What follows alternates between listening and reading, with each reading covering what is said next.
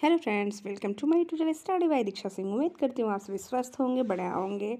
तो फ्रेंड, आज की जो प्रश्नों की चयन है वह आपका 81 नंबर से स्टार्ट होता है। इसके पहले के जो आपको मैंने जीके जीएस के क्वेश्चन बता रखे हैं वह 80 तक कंप्लीट हो चुके हैं। तो आप उसको जाइए और प्ले स्टोर में उस वीडियो को देख लीजिए। चलिए बिना टाइम वेस्ट करते बढ़ते हैं अपने 81 प्रश्न के ऊपर। 81 जो क्वेश्चन आपकी स्क्रीन पर दिखाई दे रहा है फ्रेंड, वह है आपसे पूछता काजी नजरुल इस्लाम किस देश के राष्ट्रीय कवि थे। काजी नजरुल इस्लाम किस देश के राष्ट्रीय कवि थे। बांग्लादेश, अफगानिस्तान, इंडोनेशिया, पाकिस्तान। इस प्रश्न का जो ऑप्शन सही और सटीक है वह है आपका ऑप्शन ए, बांग्लादेश। नेक्स्ट प्रश्न आपकी स्क्रीन पर है फ्रेंड, वह आपसे पूछता है बांग्लादेश का राष्ट्रीय फल कौन सा है। बांग्लादेश के राष्ट्रीय फल की अगर बात करें तो वह कौन सा है। तो आप बताइए, यहाँ पे फलों के नाम दे रखे फ्रेंड, इन सभी को इंग्लिश में क्या कहते हैं। देखिए, कहने का सेंस है जीके जीएस की क्वेश्चन में तो चीज़ों को आपको आना चाहिए, कॉमन सेंस की बात है। तो अनार को इंग्लिश में पोमोग्रेनेट, आम को मैंगो, सेब को एप्पल और कटहल को क्या कहते हैं, जैक फ्रूट। कटहल को क्या कहते हैं, जैक फ्रूट। तो बांग्लादेश के राष्ट्रीय फल की अगर बात करें तो आप यही आपका जैक फ्रूट जो कटहल है, यही आपका वहाँ का क्या है, राष्ट्रीय फ्रूट है। राष्ट्रीय फ्रूट तो जैक फ्रूट किस में आया, कटहल में आया। तो जैक फ्रूट, और ये फ्रूट कहाँ का राष्ट्रीय फ्रूट है, तो बांग्लादेश का। अगले प्रश्न की तरफ बढ़ेंगे फ्रेंड्स। अगला प्रश्न आपकी स्क्रीन पर जो है वह बहुत ही ज़्यादा अच्छा और बहुत ही ज़्यादा दिलचस्प प्रश्न है। चलिए इसके बारे में हम चर्चा करते हैं। प्रश्न आपकी स्क्रीन पर है, वियना वियना में किस भारतीय हॉकी खिलाड़ी की एक मूर्ति है जिसमें उनके चारों हाथों में हॉकी स्टिक पकड़ी हुई है।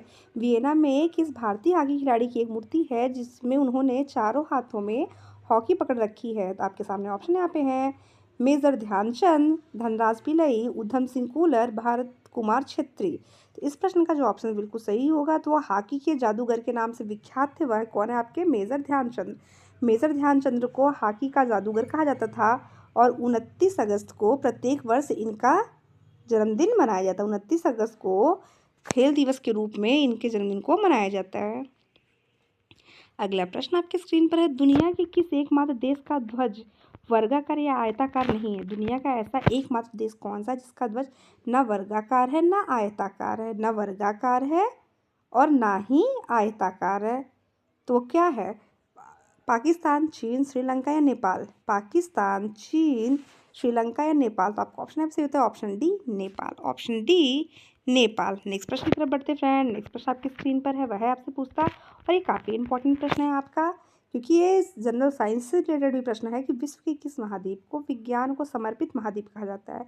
विश्व का ऐसा कौन सा महाद्वीप है, 7 महाद्वीपों में कौन सा ऐसा महाद्वीप है जिसको विज्ञान को समर्पित महाद्वीप कहा जाता है। अफ्रीका, अंटार्कटिका, उत्तरी अमेरिका या एशिया। तो विश्व के सबसे बड़े द्वीप की अगर बात करें तो वह है आपका एशिया महाद्वीप। और अगर आपसे ये पूछे कि विज्ञान को समर्पित महाद्वीप की, तो वह है आपका option B, Antarctica. Option B, Antarctica. सामान्य ज्ञान की क्लास की अगला प्रश्न आपकी स्क्रीन पर जो है वह है आपसे पूछता फ्रेंड, वह है आपसे पूछता निम्नलिखित में से अफगानिस्तान की आधिकारिक भाषा कौन सी है।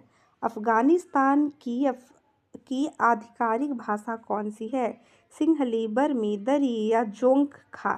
आपका उत्तर यहाँ पे जो सही होता है वह है ऑप्शन सी, दरी। ऑप्शन सी, दरी। नेक्स्ट प्रश्न की तरफ बढ़ते फ्रेंड। नेक्स्ट प्रश्न आपकी स्क्रीन पर है, 2004 में हिंद महासागर में आई सुनामी 2004 में हिंद महासागर में आई सुनामी किस तीव्रता कितनी थी। जो 2004 में हिंद महासागर में, महासागर की संख्या कितनी है, 5। तो उसमें से एक महासागर आपका हिंद महासागर, उसमें पूछा जो सुनामी आई हुई थी कब, 2004 में, तो उसकी स्पीड कितनी थी। आपके सामने ऑप्शन है फ्रेंड, 7.4, 8.9, 9.1 या 8.6।